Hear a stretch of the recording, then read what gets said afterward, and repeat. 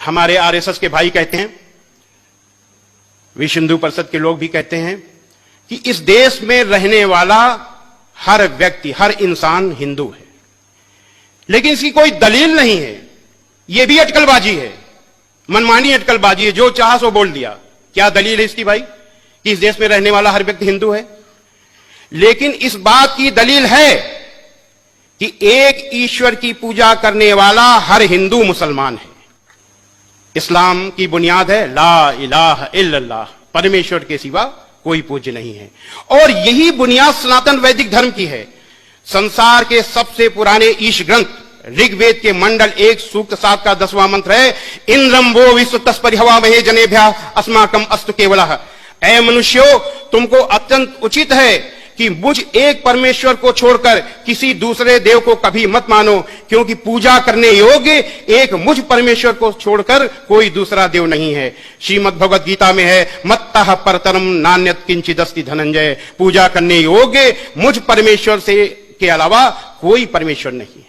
इस्लाम गुस्सा करने का मजहब नहीं है, इस्लाम लड़ाई करने का मजहब नहीं है, इस्लाम जबरदस्ती करने का मजहब नहीं है, इस्लाम बदला लेने का मजहब नहीं है। इस्लाम शांति का मजहब है, दया का मजहब है, माफी का मजहब है। इस्लाम दिल जीतने का मजहब है। इस देश में जिसने अहिंसा को पकड़ा वो जीत गया।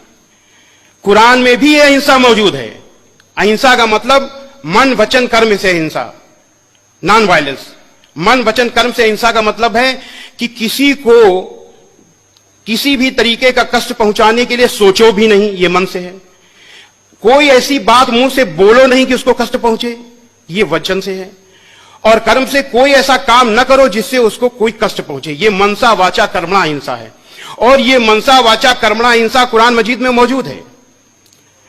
कुरान मजीद के सूरा नंबर 28 आयत नंबर 83 में है, अल्लाह का वादा है, अल्लाह वादा कर रहा है कि हम परलोक का घर यानी जन्नत का घर उन लोगों के लिए विशेष कर देंगे, खास तौर से देंगे, जो धरती में जुल्म और फसाद करने का इरादा नहीं रखते, यानी जो मन में सोचते तक नहीं है, उनको हम जन्नत का घर विशेष कर देंगे। अल्लाह का वादा है। यह है मन से अहिंसा। वचन से कुरान मजीद के सूरा नंबर 41 आयत नंबर 34 में दिया हुआ है, भलाई और बुराई बराबर नहीं हो सकती, तो लोगों की सख्त बातों का ऐसे तरीके से जवाब दो जो बहुत अच्छा हो। ऐसा करने से तुम देखोगे कि जिसमें और तुम में पहले दुश्मनी थी, अब वो तुम्हारा गहरा दोस्त है।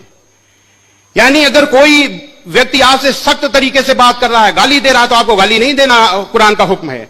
आपको सख्त तरीके से बात नहीं करनी, आपको ऐसे तरीके से बात करनी है कि उसका दिल जीत लो। इस्लाम दिल जीतने का मजहब है।